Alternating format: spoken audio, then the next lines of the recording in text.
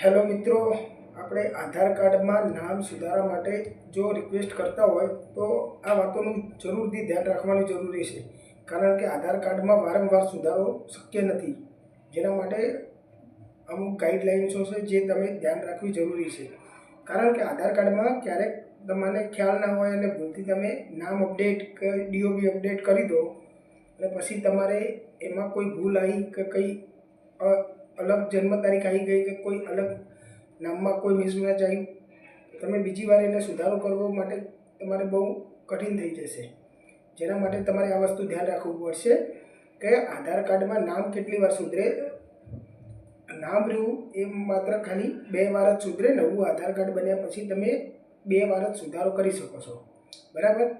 જો એની લિમિટ પૂરી થઈ ગઈ તો પછી તમે નોર્મલી એને નામ નહીં ચેન્જ કરી શકો. જેના માટે તમારે ગેજેટ બનાવવું પડશે, બરાબર. ગેજેટ બનાવીને તમારે જૂનું કોઈ પણ ડોક્યુમેન્ટ લઈ ગેજેટ થ્રુ તમે અપડેટ કરાવવું પડશે, બરાબર. આધાર સેન્ટરે જઈને અને તમારે એક મેલ કરવો પડશે ગ્રેવિનેસ આરો મુંબઈ પર. બીજું ડીઓબીમાં જો તમારે પહેલાં કોઈ અલગ ડીઓબી હોય ને જ્યાં અત્યારે તમારે લિમિટ ક્રોસ થઈ જાય પછી તમારે અપડેટ કરાવવું હોય તો ડીઓબી માટે બર્થ સર્ટિફિકેટ કમ્પલસરી જોઈશે, બરાબર. બર્થ સર્ટિફિકેટ નહીં હોય તો તમે ડીઓબી અપડેટ નહીં કરાવી શકો, બરાબર. બર્થ સર્ટિફિકેટ જન્મ તારીખને બીજી વાર અપડેટ કરો. પહેલી વાર તો તમે બર્થ સર્ટિફિકેટથી અપડેટ થઈ ગઈ, બરાબર. હવે તમારે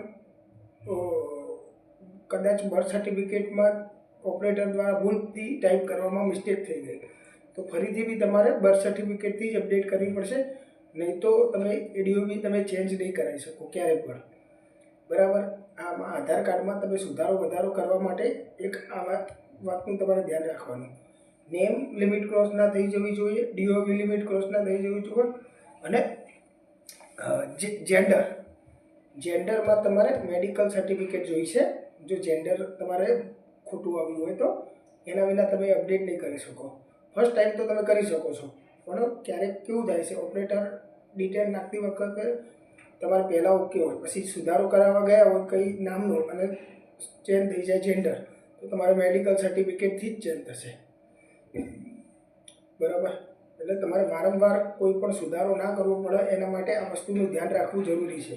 કારણ કે નામ, જન્મ તારીખ અને જેન્ડર આ 3 વસ્તુનું તમે નામ 2 વાર ચેન્જ કરાવી શકો છો, જન્મ તારીખ 1 જ વાર અને જેન્ડર પણ 1 જ વાર, જે તમે અહીંયા જોઈ શકો છો. જે વારંવાર સુધરી નહીં શકતું તેમાં આટલી લિમિટ આપેલી છે સરકારે. તો બી જો તમારે ઇન કેસ સુધારવું હોય તો એના માટે તમારે અલગ પ્રોસેસ છે. હું આગળ એના વિડીયો પણ લઈને આવવાનો છું તમારા સમક્ષ. Thank you.